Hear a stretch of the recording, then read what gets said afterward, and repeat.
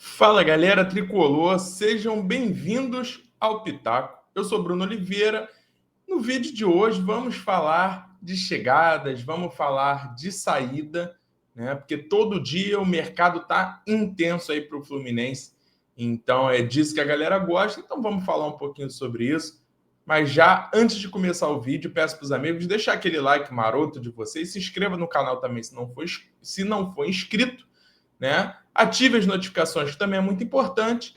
E sem mais demoras, vamos começar falando de Fluminense, né? Primeira notícia que eu quero botar na tela aqui para os amigos é sobre a saída de John Kennedy, né? Finalmente, John Kennedy acertado aí a sua saída do Fluminense.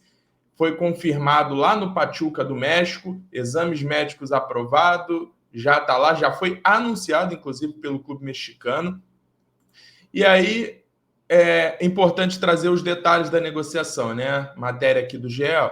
John Kennedy foi anunciado pelo Pachuca do México, o atacante foi emprestado pelo Fluminense até o final do ano.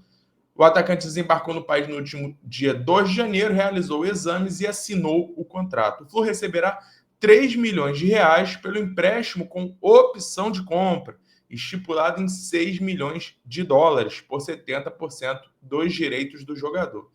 Lembrando que o Fluminense não tem 100% dos direitos econômicos do jogador, né? O Fluminense tem 50% dos direitos do John Kennedy, beleza? Então, a notícia aí, o nosso menino rei, né? Jogador que virou ídolo, inclusive, para muitos tricolores, após fazer o gol da final da Libertadores. Um jogador que sempre foi muito defendido por mim aqui no Pitaco, mas que, infelizmente, de certa forma, parece que tinha abandonado a carreira, né? Vários momentos que ele poderia ter se reerguido. Esse ano de 2024 era um ano que, se ele tivesse levado a sério a carreira, provavelmente ele seria até titular desse time. Não foi o que aconteceu, infelizmente. Desejamos aí toda a sorte do mundo para o John Kennedy. E agora ver até o final do contrato dele lá no México, né? Se o Pachuca vai querer comprar ou se ele volta para 2026 aqui com a gente. Fluminense, através das suas redes sociais, também desejou sorte ao jogador nessa sua nova empreitada, beleza? Vamos lá, vamos agora falar de chegadas ou possíveis chegadas, né? Duas notícias de dois jogadores diferentes surgiram ontem com possibilidades de desembarcarem no CT Carlos Castilho, né? A primeira é esse cara aqui, ó. Vou botar aqui na tela para os amigos. Aí, ó.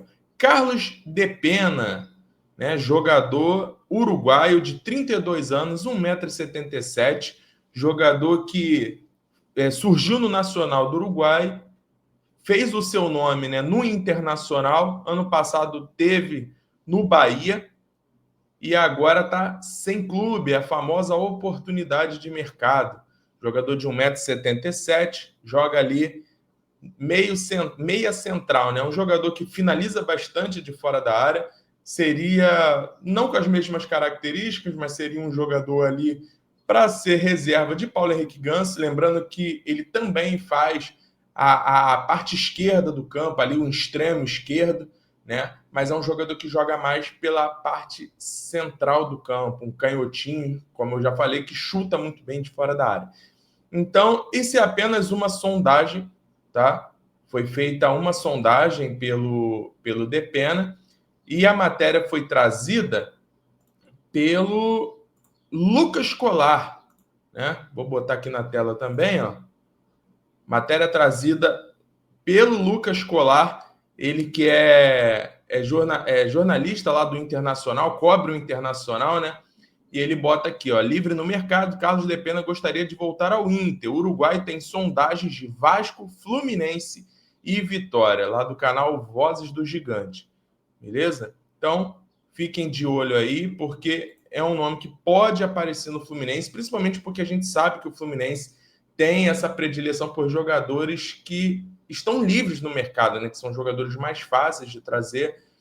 E é uma posição que grande parte da torcida tem pedido, tem colocado como urgência no Fluminense, que é um reserva para o Ganso. Então, Já deixa aí nos comentários se vocês são a favor ou contra o Depena, se vocês acham ele bom jogador, fraco, se deveria vir outro jogador, ou até se a camisa 10, né, a reserva do 10 ali, seria uma opção prioritária no Fluminense. E vamos fechar aqui o vídeo falando sobre a grande bomba do dia, né? Isso aqui talvez foi o que mais mexeu com torcedores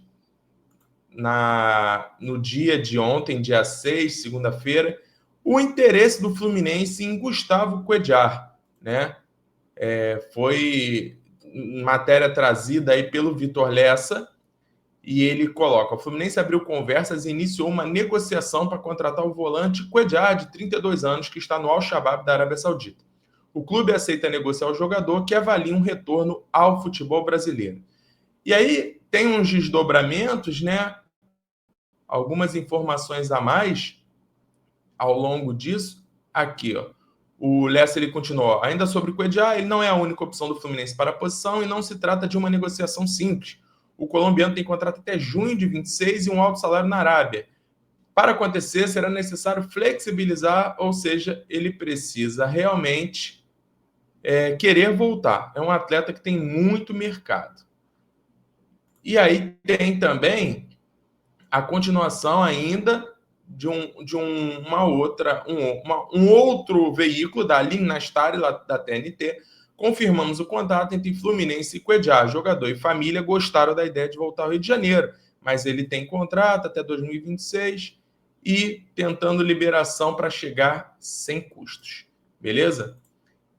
Por que eu falei que essa foi a grande bomba do dia? Porque o Cuéllar é um jogador que aparentemente ele teve ali uma aprovação muito grande por parte da torcida nas redes sociais, né? Eu tento pesar as situações sobre o Cuéllar, tá? Lembrando que o Cuéllar já é um jogador de 32 anos, é volante, ele tem 1,76 m. Então vamos lá, quais seriam para mim pontos positivos e negativos do Cuéllar? Ponto positivo, sempre, né, me baseando no Cuéllar, que saiu do Brasil há 6 anos atrás, era um jogador que seria titular absoluto. Titular absoluto. Hoje o Fluminense não tem um jogador com a característica do Cuéllar, né? Aquele cão de guarda ali, o número 5, né? O antigo número 5 que joga na frente da zaga, que desarma, que é um jogador pegador ali, né? E também é um jogador que tem uma boa técnica, consegue fazer bons passes quebrando linhas, né? Fazendo aquela transição defesa, ataque. Tem uma boa bola longa também, muita saúde, muito vigor físico. Então esse é Gustavo Cuéllar. Pontos positivos? Temos vários. Só que aí a gente agora entra nas ponderações, né? O primeiro, não vou nem falar que o Cuéllar é um jogador de uma idade avançada, são 32 anos, então eu acho que ainda tem bastante lenha para queimar, tá? Agora, para mim, os 2 maiores pontos negativos com relação a isso. O primeiro, são 6 anos de futebol árabe. Então a gente sabe que todo jogador que vai para esse tipo de mercado, com uma baixa intensidade, seja ele no futebol chinês, coreano, japonês, árabe, do mundo árabe, né? Ele tem uma certa dificuldade quando volta, principalmente no primeiro ano, tá? Então, essa é a minha primeira dúvida. São 6 anos no futebol da Arábia. Como está Gustavo Cuéllar hoje? O Cuéllar de 6 anos atrás seria titular absoluto. O de hoje, eu não consigo falar para vocês se seria titular absoluto, porque eu não tenho ideia de como está o futebol do Cuéllar, né? E algo que eu sempre faço, eu não vou pegar melhores momentos para isso, porque melhores momentos é fácil de você gravar aquele famoso DVD, né? Então, eu não sei como estaria o Cuéllar 6 anos depois. Pode ser que o primeiro ano ele vindo seria um ano de adaptação e depois o Cuéllar iria sobressair. Beleza. Mas isso pode não acontecer também. Então, esse é o primeiro ponto, existe essa dúvida. E o segundo, principalmente a parte salarial. A parte financeira, né? Por que financeira? Porque ele tem contrato até o meio de 26. Então, o primeiro ponto teria que conseguir essa liberação gratuita. Beleza? Esse é o primeiro ponto. Senão, o Fluminense teria que pagar para tirar o Cuéllar do Al-Shabaab. Segundo ponto, salário. O Cuéllar hoje ganha 75 mil euros por semana. a gente está falando aí 75 mil euros, a gente está falando de bastante dinheiro, né? Se a gente for botar isso vezes 4 semanas, a gente está falando de 300 mil euros. Convertendo para R$ 6, a gente está falando de 1.800.000 por mês. Lembrando que, como é semanal, tem mês que ele recebe 5 salários, né? Porque tem mês que são 5 semanas. Então, é algo também que precisaria ser reajustado. Óbvio, né? Quem joga na Arábia que volta para o Brasil, quem joga na China e volta para o Brasil, sabe que não vai receber o mesmo salário. Isso é óbvio, tá? Mas teria que ter uma redução muito drástica. Se a gente falar de metade desse valor, a gente está falando de 900 mil reais. Se a gente falar um pouquinho menos de metade, a gente está falando de 700. Então, seria válido 700 mil reais para um volante de 32 anos hoje?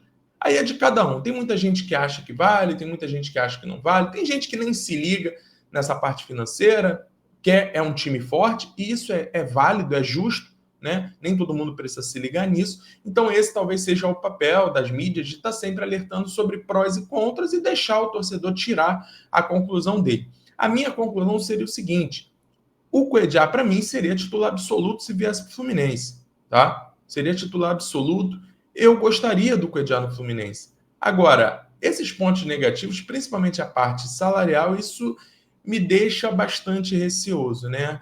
E até com certo medo de que, será que um investimento desse tamanho tiraria a capacidade financeira de investir em outras áreas que também existem carências no Fluminense? Talvez essa seja a grande pergunta que a gente tem para fazer. Agora, se falar, não tem problema, a parte financeira não vai ser problema, meu amigo, então pode trazer Cuejá, titular absoluto, dá 5 para ele e acabou.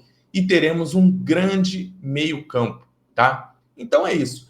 Não vamos finalizar, vamos falar rapidinho também da Taça São Paulo, que teve ontem a segunda rodada e o Fluminense ganhou de 5-0, né?